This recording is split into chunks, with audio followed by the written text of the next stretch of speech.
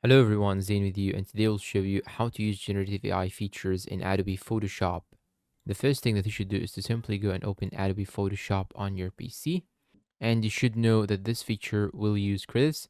Now here it will show you this interface. You can simply go and click on Edit with AI and type here the prompt that you need. You can go to Firefly Workspace directly from the left side. Here you have these options. You can simply choose the model from this option right here, and you can describe the image you want to generate. You can choose here the resolution. I'm going to choose 2K. You can choose the aspect ratio. I'm going to use the widescreen, this aspect ratio 16:9. Then I will type here, I need a photo of a basketballer scoring a goal. Then I'm going to click on generate.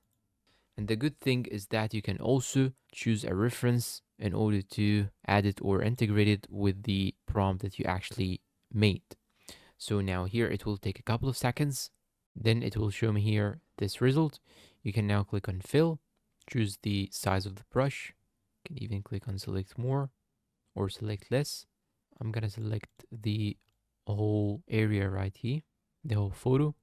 Then I'm gonna type here, change the playground to somewhere in the woods, for example.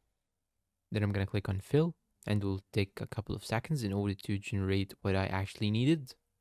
And it has changed the background, as you can see. You can even remove a specific object by clicking on remove. And let's say that I want to remove this fence right here. I'll just select it like so, then click on remove. It will take a couple of seconds in order to process what I actually selected. And here we go. It removed the fence that I selected. You can even expand the photo if you would like, and you can upscale it. You can remove a background if you would like, and you can change the model.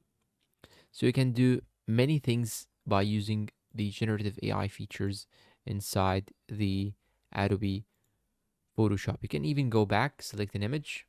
I'm gonna select this image, for example. Then I will type here, change the cat to a black and white one.